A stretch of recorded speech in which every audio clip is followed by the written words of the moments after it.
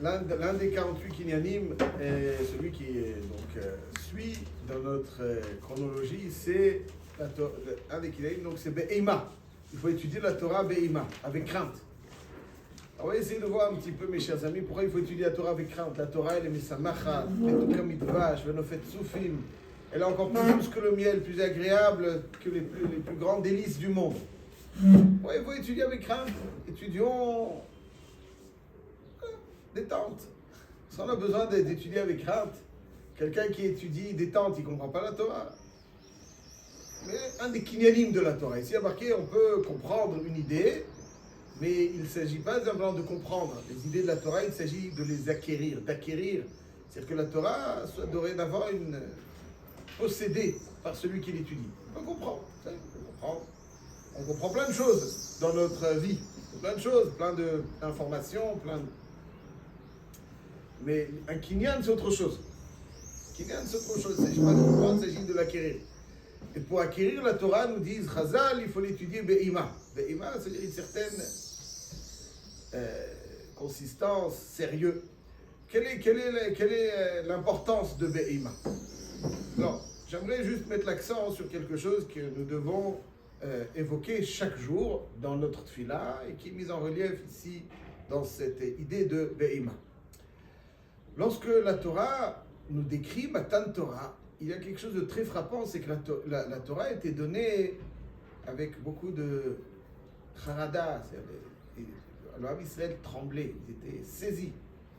Je cite un pasouk dans Yitro, juste avant Matan Torah. Vahi bayom hashelishi, biyot aboker, vahi kolot uvrakim, ve'anan kaved al har. Kolot uvrakim, anan kaved al har, ve'kol shofar chazak meod.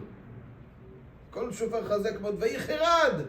Kol ha'am asher b'machane. Ils étaient saisis. Vayicherad. Vayicherad kol ha'am asher b'machane.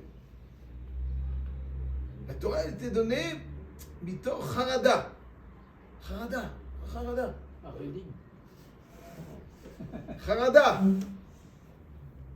La Torah a été donnée charada. Le roi vient proclamer quelque chose. C'est normal qu'il y ait des trompettes, qu'il y ait des etc. Donc il faut avoir. C'est pas ça. On va écouter le roi, Béalma comme ça. Est-ce que c'est alors vous avez raison. Monsieur Cohen dit très bien. Et Yaoud, il a eu. Là, c'est le roi des rois. Il arrive, le roi. Là, il arrive. Il va annoncer quelque chose. On ne sait pas ce qu'il va nous annoncer. C'est normal qu'on ne peut pas arriver en mode détente. Alors, je creusais un petit peu ce que vous dites avec beaucoup de justesse, comme ça. Alors, est-ce que c'est un événement ponctuel dans l'histoire ou c'est quelque chose qui doit se renouveler? Très bien, magnifique. Donc, en tout cas, on voit ici que la Torah a été donnée, Vayichirad, Kol HaMasher B'machane.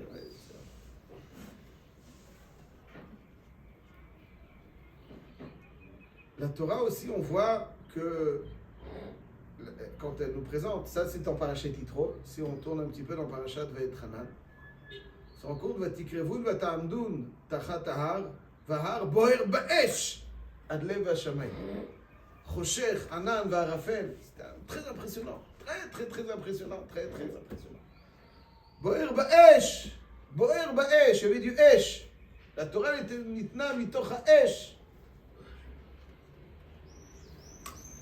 Dans Parashat Vezot HaBracha, lorsque la Torah est décrite, il y a marqué Vezot HaBracha, Asher Berach Moshe Ish Elokim et Bnei Israël Lifnei Moto, Ve'omer Hashem Misnai Ba Vezarach Mesir Lamo Ophia Me'ar Paran V'Atam Merut Kodesh Mimino Esh Dat Lamo. Donc Hashem Misnai Ba Vezarach Mesir Lamo, etc. Il a proposé aux Bnei Esav, Bnei Ishmael, etc. Mimino avec à sa droite, Esh Dat Lamo. C'est-à-dire Esh Dat Lamo. C'est quoi Esh Dat Lamo? Le Onkelus traduit Ktav Yemine Migo Ashata Oraita Yehavlana. Donc la Torah s'appelle une loi donnée dans le feu. Esh Dat. Dat, c'est une loi. Esh Dat, dit le Onkelus, Migo Ashata Oraita Yehavlana. Mimino Esh Dat Lamo. Lamo, ça veut dire à nous, il nous a donné une date, c'est-à-dire des lois Esh. Donc encore une fois, c'est que la Torah, elle s'appelle Esh. s'appelle Esh. Qu'est-ce que ça veut dire? Pourquoi c'est Davka Mitoch HaEsh? Mitoch HaEsh.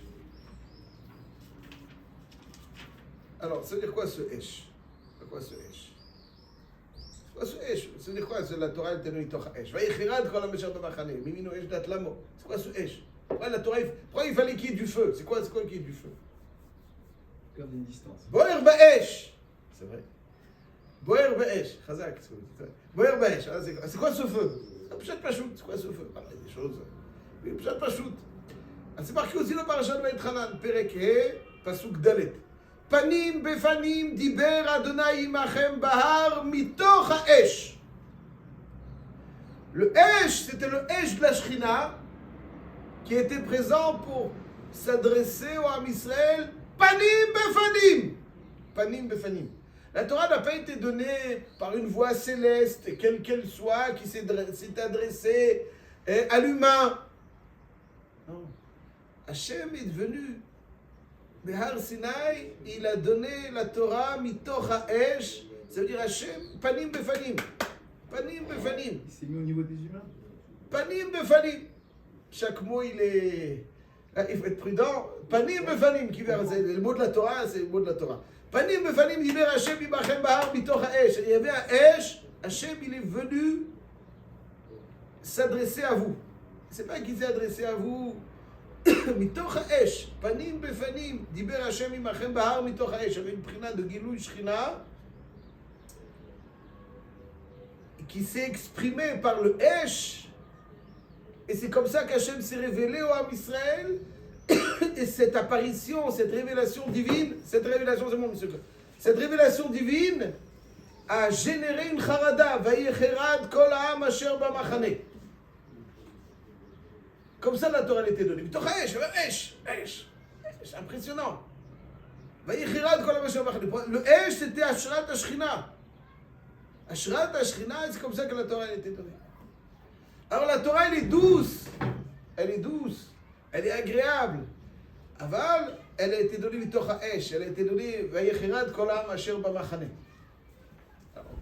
Pourquoi? Chazak ou Baruch, merci infiniment. Pourquoi? Parce que c'est Hachem qui nous l'a donné. Donc si Hachem apparaît, il y a ce qui se passe. Le tour nous explique les deux brachot que l'on fait quotidiennement à la Torah.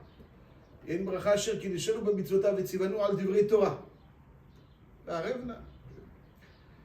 on dit asher bachar banu mikol ha'amim v'natan lanu et torato. Où est-ce qu'on voit deux brachot sur une mitzvah? Hein? C'est quoi asher bachar banu? En tout cas, la pashtout asher kiddushenu b'mitzvotav v'tzivanu al divrei Torah, c'est une birkat mitzvah. Et la bracha de asher bachar banu, c'est birkat hashvach. Pas asher kiddushenu b'mitzvotav.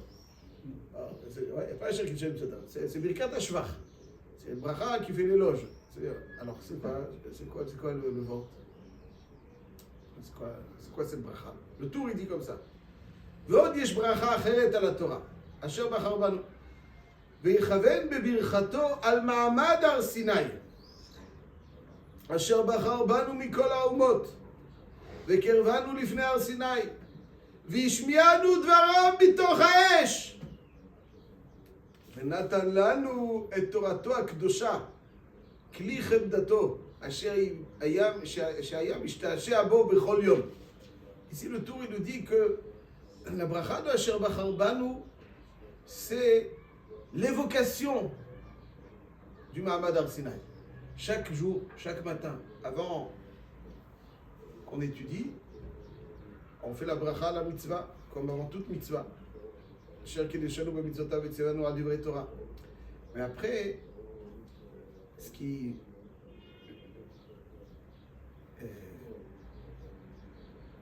nous rend aptes ce qui nous donne une approche juste à la Torah, c'est la bracha de Asher Bachar Banu. Asher Bachar Banu parce que c'est l'évocation du Mahamad Har Sinai. On évoque le Mahamad Har Sinai. Asher Bachar Banu mikol ha'amim v'natan lanu et torato. Asher Bachar Banu mikol ha'amim v'natan lanu et torato. Au passé, on évoque Mahamad Har Sinai. On évoque Bachar Banu mikol ha'amim. Matai Bachar Banu mikol ha'amim, matai natan lanu et torato. Mahamad Har Sinai. Donc ça veut dire l'objectif de cette bracha, c'est l'évocation de Mahamad Har Sinaï. Au passé. Et comment on conclut la bracha? Baruch ata Hashem, noten la Torah. Pas natan la Torah. Cher bachar banu mikol ha'amim v'natan lanu et Torato, noten la Torah. Ce qui est marqué ici, sans entrer dans tout des... Ce qui est marqué ici, c'est que on évoque la façon dont la Torah nous a été donnée. Mitoresh! Et on dit, attention, noten la Torah. Hachem, aujourd'hui, nous donne la Torah. C'est quoi?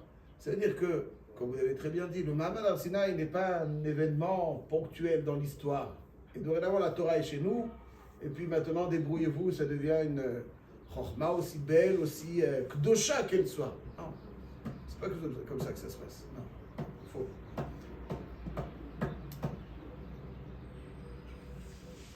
L'événement du Sinaï est un événement perpétuel. C'est-à-dire que de la même façon qu'Hachem nous a donné la Torah, il continue à nous la donner. Continue à nous donner. Noten la Torah. Il y a un Torah Traim dans Masechet Baba Metzia. Torah Traim, donc, Kadmon, d'il y a 400 plus. Très, très important.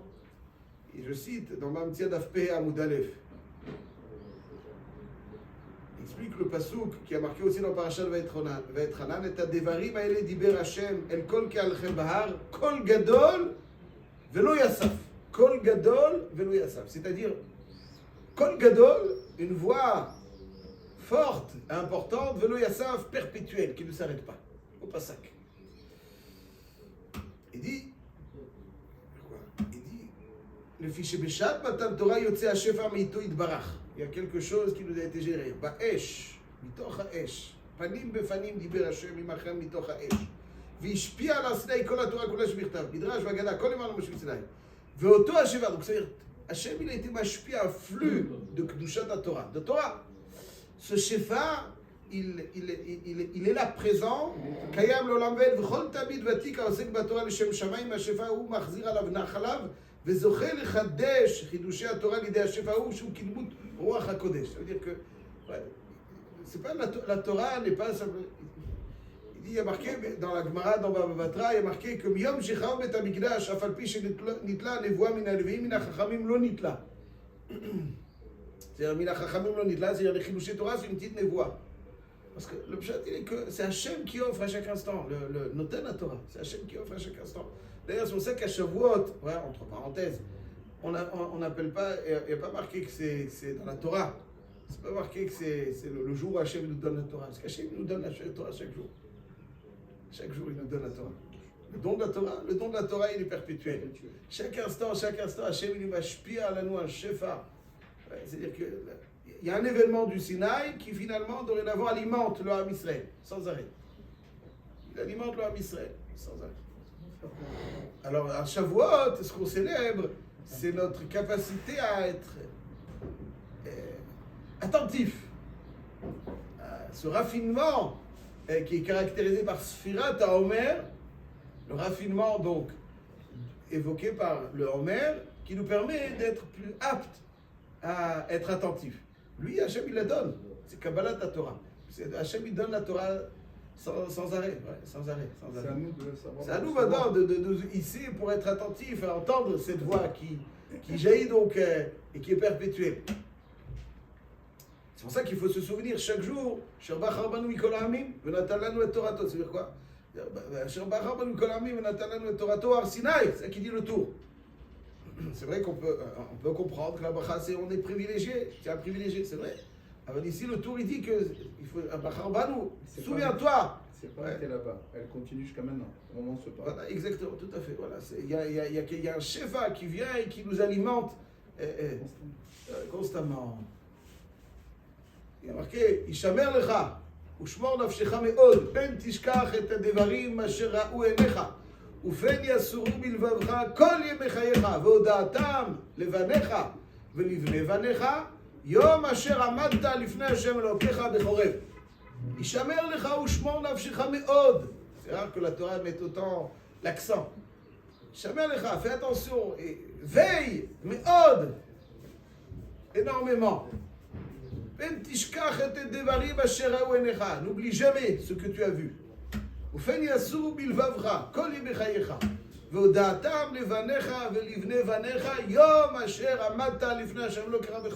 Se souvenir de Mahamad Arsinaï, et la bracha d'Hashem Bachar Banu, elle est évocatrice de ce Mahamad Arsinaï pour nous dire que ce n'était pas un événement ponctuel où une sagesse nous a été offerte, mais que dorénavant, ce flux de sagesse est chez nous et il n'a pas, donc il n'est pas encore rallié à sa source. Ah, ce flux encore est un flux rallié à sa source qui nous alimente.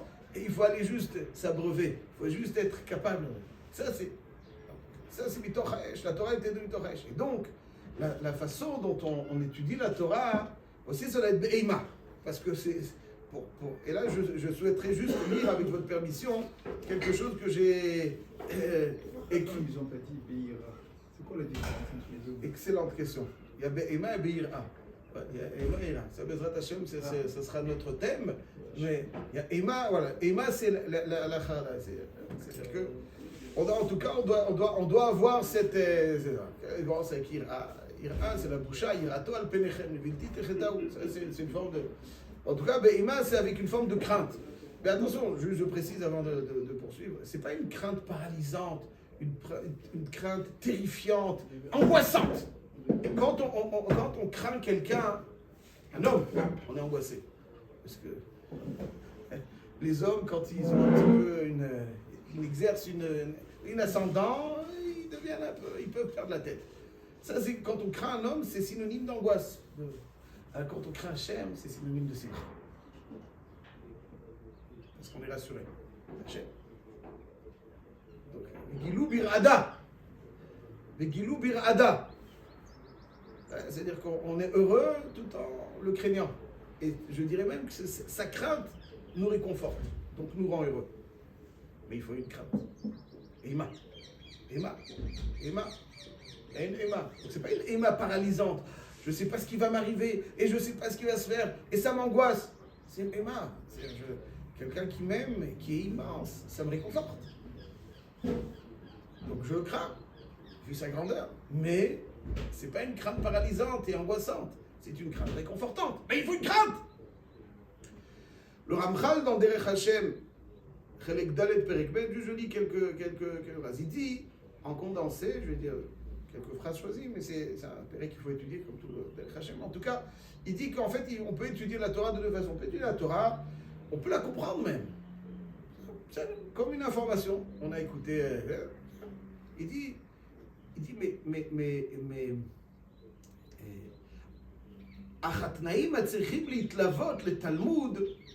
les conditions avec lesquelles nous devons étudier, c'est-à-dire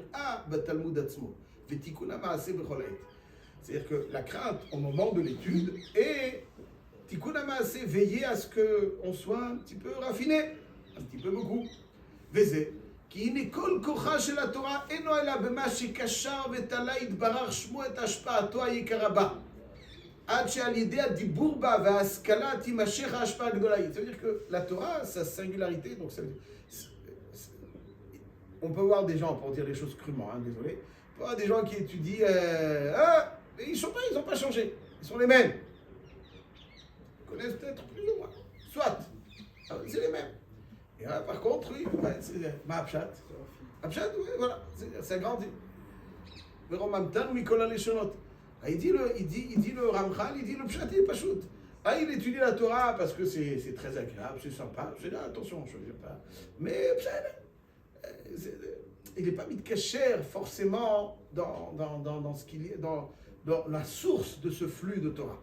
Pour véritablement changer, il faut se rattacher à ce flux. Pas simplement étudier la Torah comme information et comme objet, comme idée intéressante.